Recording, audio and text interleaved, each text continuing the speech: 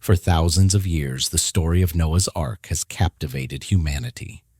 A tale of survival, faith, and divine intervention. But was it just a myth? Or could there be physical evidence buried beneath the harsh mountains of eastern Turkey? What if I told you that after decades of searching, scientists may have finally found it? And what they discovered beneath the surface will change everything you thought you knew about this ancient story. Welcome back to the channel. Today we're diving into one of the most extraordinary archaeological investigations of our time, the hunt for Noah's Ark. Make sure to hit that subscribe button and ring the bell, because this discovery is something you absolutely don't want to miss. Our story begins in 1948 in the remote mountains of eastern Turkey near the Iranian border. After a series of heavy rains and seismic activity, something unusual emerged from the earth. A massive boat-shaped formation stretching over 500 feet long. A local Kurdish shepherd stumbled upon it first, but it would take years before the world would pay attention. In 1959, Turkish Army Captain İlhan Durupınar was examining aerial photographs of the region when something caught his eye. There, embedded in the rocky terrain about 18 miles south of Mount Ararat, was an enormous, ship-like outline. The formation was so distinct, so perfectly proportioned, that it seemed impossible to dismiss as mere coincidence. The site, now known as the Durupınar Formation, sits at an elevation of nearly 7,000 feet above sea level in one of the most inhospitable regions on Earth. But here's where it gets interesting. According to the book of Genesis, Noah's Ark came to rest on the mountains of Ararat after a catastrophic global flood.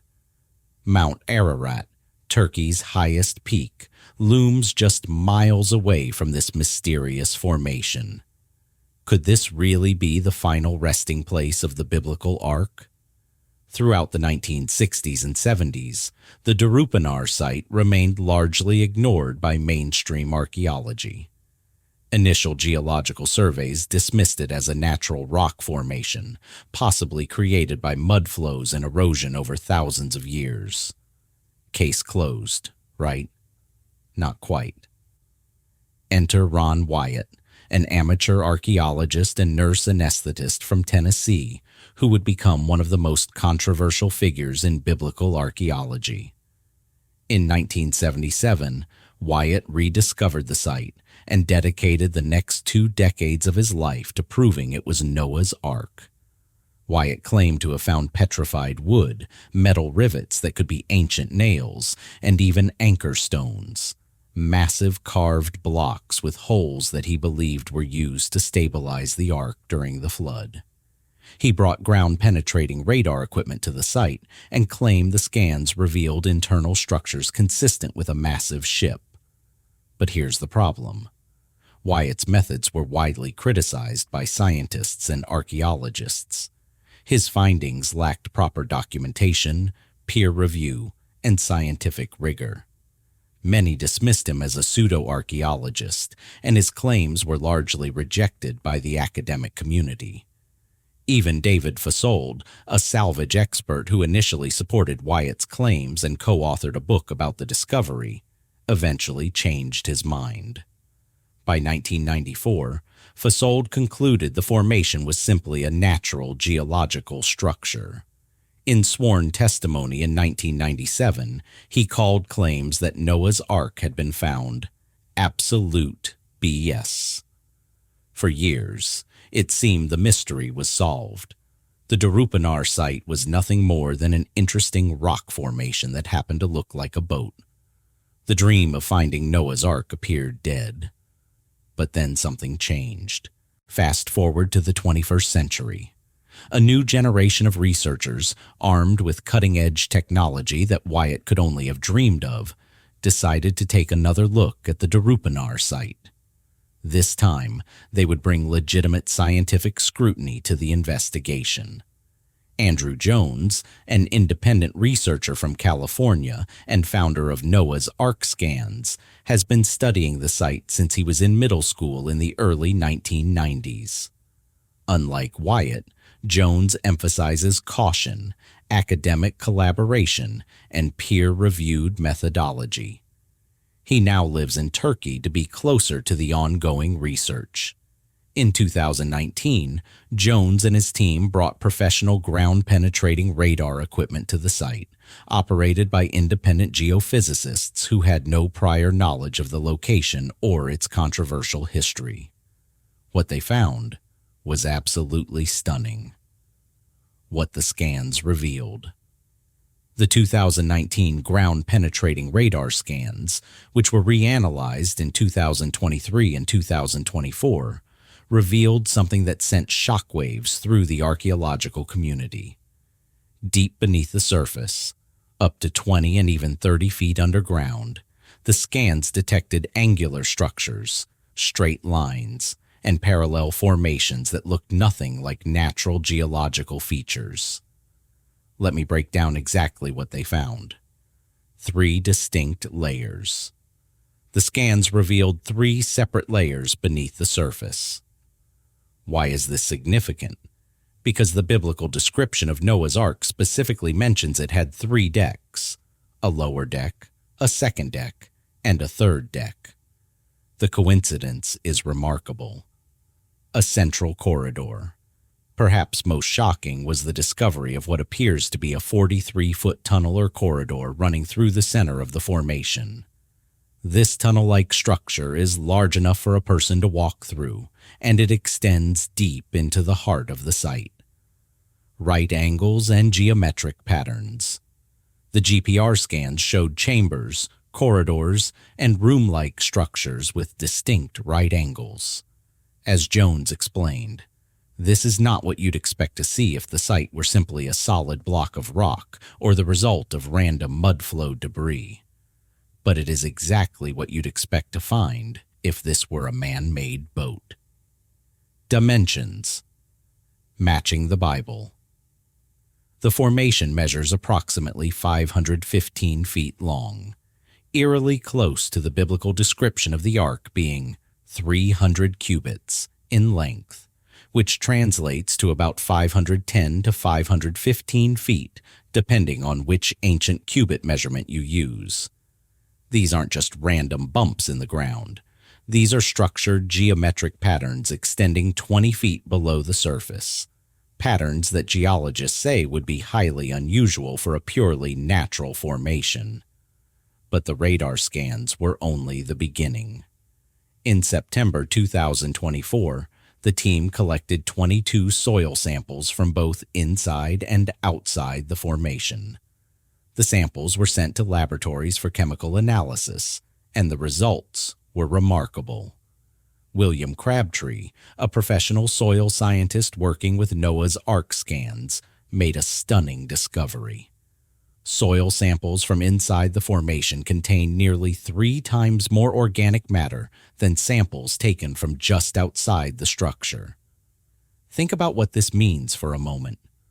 What could cause such a dramatic difference in organic content?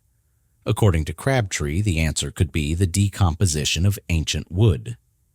If you know soil science, Crabtree explained, you'll understand that potassium levels, organic matter, and pH can all be influenced by decaying organic material. If this was a wooden vessel and the wood had rotted over time, we would expect to see increased potassium levels, changes in pH, and higher organic content. And that's exactly what we find. The team discovered potassium levels were about 40% higher inside the formation. pH levels were significantly lower inside, consistent with decaying organic material. The presence of marine sediments and traces of mollusk remains. Clay-like substances that could indicate water exposure. Even the grass growing on top of the formation behaves differently. During fall, the grass inside the boat-shaped structure turns a distinct yellow color, while the grass immediately outside remains green. This suggests the soil composition beneath is fundamentally different, potentially because of decayed organic material enriching the soil. Scattered around the Durupınar site are several enormous stones, each weighing several tons, with carefully carved holes at one end. Locals have called these anchor stones for generations, and some researchers believe they may have been used to stabilize a massive vessel. Ron Wyatt originally brought attention to these stones, and while his other claims have been disputed, the anchor stones remain a genuine mystery. Some of these massive carved blocks feature Christian crosses etched into them, crosses that appear to be very old, suggesting that ancient peoples may have already associated this site with Noah's Ark centuries or even millennia ago. Could these truly be ancient anchors? Or are they simply standing stones used for other purposes? The debate continues. Not everyone is convinced. Many mainstream geologists and archaeologists remain highly skeptical of the Noah's Ark hypothesis. Their arguments are worth considering. Dr. Andrew Snelling, a geologist who has studied the site for decades, points out a significant problem. The Durupınar Formation sits in a valley approximately 3,280 feet deep on the southern slopes of Mount Ararat. According to Genesis 8:4, the ark landed on the mountains of Ararat, and it was 74 days before the tops of surrounding mountains became visible. How could the ark have landed in a valley that deep? Additionally, Mount Ararat itself is a relatively young volcano that last erupted in 1840. The geological history of the region doesn't easily align with the biblical timeline. Lawrence Collins, a geologist who co-authored a paper titled Bogus Noah's Ark from Turkey Exposed as a Common Geologic Structure, argues that the boat-shaped formation is simply a doubly plunging syncline, a natural fold in sedimentary rock layers. He claims that what appear to be metal brackets are actually concentrations of limonite and magnetite, naturally occurring minerals in the region. The scientific consensus remains that the Durupınar site is most likely a natural geological formation, albeit an unusually boat-shaped one. Just when you thought the story couldn't get more intriguing, in November 2024, another piece of evidence emerged. Dr. Irving Finkel, a curator at the British Museum and expert in ancient cuneiform, revealed that he had decoded a 3,000-year-old Babylonian clay tablet known as the Imago Mundi, considered the world's oldest map. According to Dr. Finkel's translation, the ancient map includes a reference to Urartu, the Assyrian name for what the Hebrew Bible calls Ararat. The map appears to mark the location where, according to Babylonian tradition, a great vessel came to rest after a flood. This is quite a meaty thing, Dr. Finkel explained, because it shows that the story was the same, and that from the Babylonian point of view, this was a matter-of-fact thing, not myth, but recorded history. This ancient tablet suggests that the story of a great flood and a vessel landing in the Ararat region wasn't just a Hebrew tradition, it was part of the broader cultural memory of ancient Mesopotamia. So where does the investigation stand today? As of late 2025, Andrew Jones and his team, working in collaboration with Turkish universities including Ara İbrahim Çetin University and Istanbul Technical University, are planning the next phase of research. Contrary to some media reports, full excavation has not yet begun. Jones is proceeding cautiously, emphasizing the importance of proper preservation and non-invasive testing. The site sits in an active earth flow region with harsh winters, and any excavation must be carefully planned to avoid damaging potential evidence. The next steps include additional ground-penetrating radar scans and electrical resistivity tomography, core drilling to extract samples from deep within the formation, chemical analysis to detect traces of ancient wood or human activity, possible use of fiber optic cameras inserted through boreholes to visually inspect interior spaces. We're not expecting something that's fully preserved, Jones admits. What's left is the chemical imprint, pieces of wood, and in the ground, the shape of a hull. The team hopes that within the next few years, if the evidence continues to support their hypothesis, they will receive permission from Turkish authorities to conduct a carefully controlled excavation. Whether or not the Durupınar site turns out to be Noah's Ark, this investigation represents something profound. It's a perfect example of how modern science can intersect with ancient stories, how technology can breathe new life into age-old mysteries. Flood narratives aren't unique to the Bible. Similar stories appear in cultures around the world, from the Epic of Gilgamesh in Mesopotamia to Hindu texts to Native American legends. Why? Could these stories all stem from a real catastrophic flood event in humanity's distant past? Recent geological research has revealed evidence of massive prehistoric floods, including the dramatic flooding of the Black Sea around 7,600 years ago, when the Mediterranean broke through and created what some scientists call a Noah's flood event that may have displaced thousands of people. For believers, the Durupınar site represents the possibility that their faith is grounded in historical reality. For skeptics, it's a fascinating geological formation that demonstrates the human tendency to see patterns and meaning in the natural world.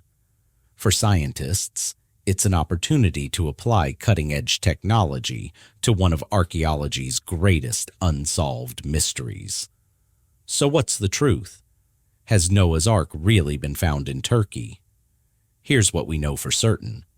There is a massive boat-shaped formation in the mountains of eastern Turkey, located near Mount Ararat, that matches the biblical dimensions of Noah's Ark almost perfectly.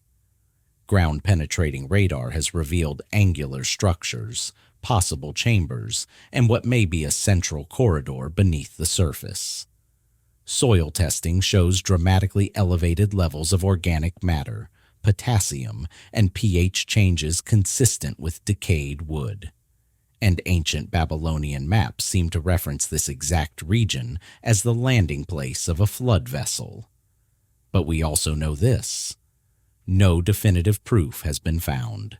The formation could still be a natural geological structure. The soil chemistry could have other explanations. And many respected scientists remain unconvinced.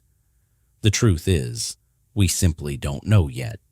And that's what makes this investigation so compelling. We're living through a moment in history where ancient faith and modern science are colliding in the mountains of Turkey. The answers we seek may lie just 20 feet beneath our feet, waiting to be discovered. One thing is certain. The quest for Noah's Ark is far from over. And in the coming years, we may finally get the answers humanity has been searching for since the story was first told thousands of years ago. What do you think? Could this really be Noah's Ark, or is it just an extraordinary coincidence? Drop your thoughts in the comments below. And if you found this video fascinating, smash that like button and subscribe to the channel, because the story of the Durupınar site is still being written, and you won't want to miss what comes next. Until next time, keep questioning, keep exploring, and keep searching for the truth.